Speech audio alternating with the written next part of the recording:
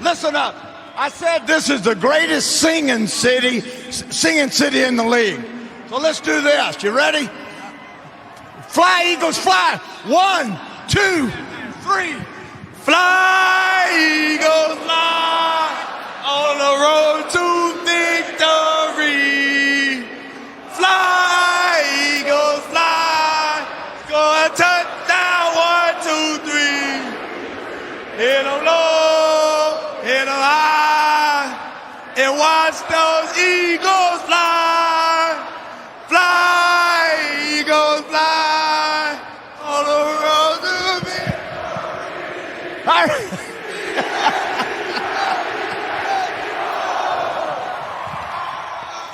The better part of the man is soon plowed into the soil for comfort. By a seeming fate, commonly called necessity, they are employed. The atmosphere tonight was amazing. The fans showed up. I think sometimes when you get to this part in the season, when things kind of get tight, you want to make the big plays. You want to make the big plays, but all of this comes down to the details, the attention to details, the football IQ and the fundamentals to do the right things. Whether you want to keep the clock running or not, or try, get the ball snapped quickly, or knowing situational awareness, 3rd and short, 4th and 1, or whatever it is. So I know there are a couple of things that I probably like to have back on that end, but there are a lot of things that we also did well and executed at a high level on. And, we put ourselves in this position. You know what I'm saying? There are definitely things out there that we're going to learn from. But this team played a hell of a game today. Hassan Reddick, he's been a bad dude all year, and that's what we need going forward. Welcome to Plus the Foul. I am your host, Jay Law Style.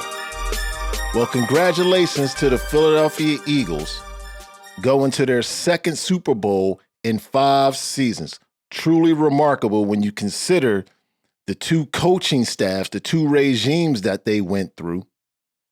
Howie Roseman now, let me talk about Howie Roseman for just a second, because I don't think he gets enough flowers for what he actually does. Now, we beat him up in Philadelphia. Trust me, we beat him up pretty bad with some of those draft picks, okay? But this gentleman is truly relentless when it comes to trades and trying to build a roster that's going to compete year in and year out. Now, there's going to be a lot of hit and misses. We understand that. That's the name of this game. Not everybody's going to pan out. Not everybody's going to be able to play in Philadelphia. It's a tough town to play in. Tough. But at the end of the day, Howie Roseman deserves all the credit for building this roster, building this championship roster to what it is today. And once again, the Eagles got an opportunity to hoist that Lombardi trophy. So congratulations to the Philadelphia Eagles, and congratulations to Howie Roseman, more importantly, for making the tough decisions to getting this Eagles team to where they are today. Now, about the game, I told you that if there was going to be any blowouts, it was going to be administered by the Philadelphia Eagles. Now, I wasn't necessarily expecting a blowout, but if it happened, the Eagles were going to provide it. 31-7, a beatdown against the San Francisco 49ers, and the numbers weren't really stellar at all. So I asked myself, man, how in the world did they manage to just beat down a 49ers team? When I look at these numbers, it's just not really truly adding up. They got after Brock Purdy like I said they would. Hassan the Hitman Reddick laid the smackdown on Brock Purdy and took him out. Now you hear a lot of 49ers fans talking about, he was a 3rd string quarterback and, it was a great season and we're lucky to get that far. Or who else do you know can go this far with a 3rd string quarterback? Oh, if Brock Purdy was in there, it wouldn't have been like this. I mean, come on, man. Now, I wasn't hearing none of this noise leading into this game. All I was hearing about was how the 49ers were truly the best team in the NFC. That's all I was hearing. I wasn't hearing none of this other nonsense now that the game is over with. But I kept telling you, the Eagles' defensive line, the deepest defensive line in the league, arguably the best defensive line in the league when you consider they go 8 to 10 men deep. That means from the first quarter to the fourth quarter, they're going to remain fresh coming after that ass all game long. We don't have to send 5. Now, occasionally we'll send the blitz. You know, Jonathan Gannon, and sometimes I don't like how soft he calls the game. I like to send pressure. I like to be in people's face, let them know we here all game long. But Jonathan Gannon, he don't like his defense to get beat over the top, so he plays a little vanilla style from time to time, and it's okay. But when you got a defensive line like the Eagles, you can get away with it. You can definitely get away with it. And I told you about Hassan the Hitman Reddick. Told you about this kid is relentless. All game long, he's in your face. Jalen Hurts. Let's talk about Jalen Hurts. He went 15 of 21, 121 yards, 0 touchdowns, 0 interceptions. He had a passer rating of 72.3. He also ran the ball 11 carries, 39 yards, and a touchdown. Now, these aren't numbers that you write home about. Nothing impressive about what Jalen Hurts did in this game. But the true thing about Jalen Hurts that what people don't understand is his leadership, his poise. He never gets rattled. And he doesn't turn the football over. He doesn't give the other team opportunities. That's what I love about Jalen Hurts.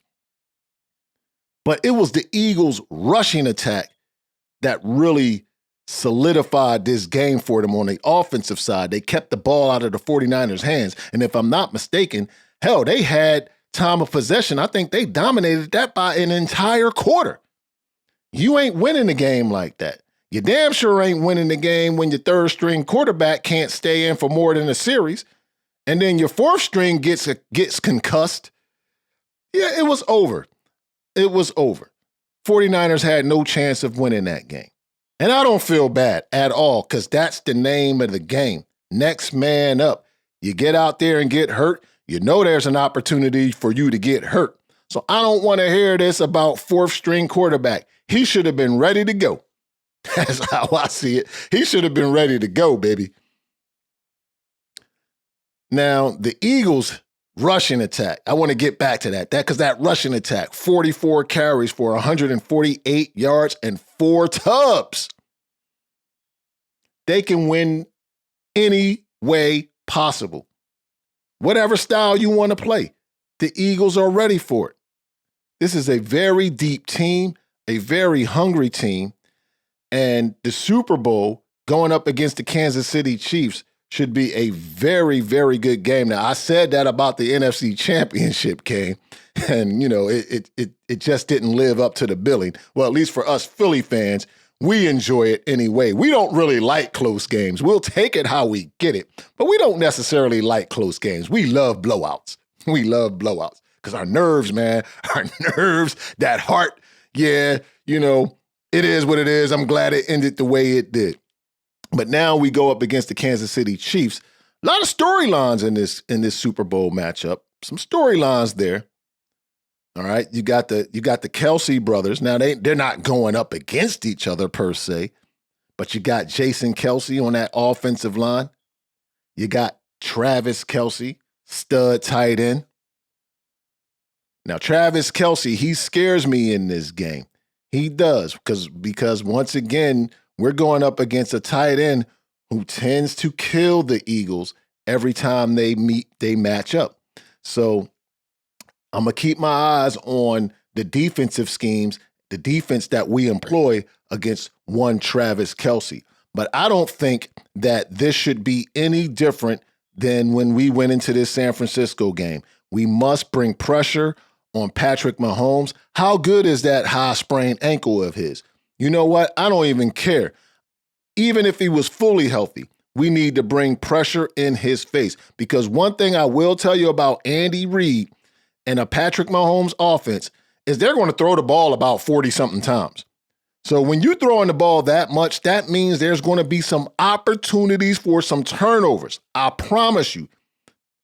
Patrick Mahomes is going to give you at least 3. He's going to give you at least 3 opportunities to get one. Whether it's through interceptions or fumbles, that's just how he plays the game. He plays the game like it's in the backyard. That's what truly makes him great. But that's what also makes him vulnerable to turnovers and mistakes. And the Eagles got to capitalize on it, because they will be there. They will be there to be had.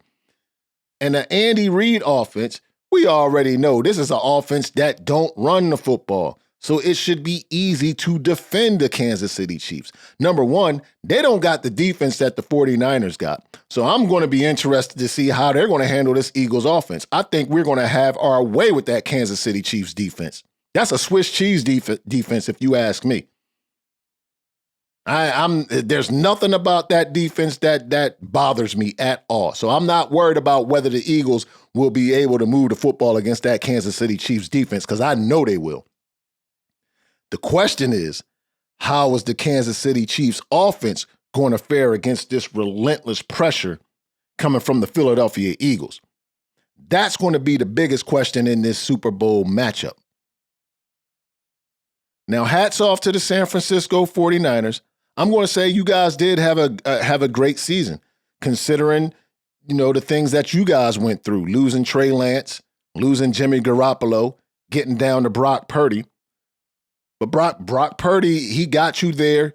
He got you where you were. So let's not try to act as if, this was some kind of miracle run. It wasn't a miracle run. Brock Purdy is a good quarterback, and I expect Brock Purdy to challenge for that starting job next season. So hats off to the 49ers. Okay, they had a wonderful season. We're up against them Kansas City Chiefs. I'm the least bit concerned. I'll probably do another video about this game just before the Super Bowl. So perhaps, maybe sometime later on in the week, I'll drop another little preview video about the Eagles and the Kansas City Chiefs. But again, this was about a dominant performance by the Philadelphia Eagles over the San Francisco 49ers. 31-7. The Philadelphia Eagles are your NFC Conference champions, and they will play the Kansas City Chiefs for the right to hoist that Super Bowl Lombardi trophy for the second time in 5 seasons. Anyway, if you're new to the channel, hit that like button and subscribe. Hit the like button. It helps out the algorithm, pushing out the content. Come on, baby. Come on. I know y'all can do it. Just hit it. Turn on your notifications so you can get notified of when these gems drop. Go Birds.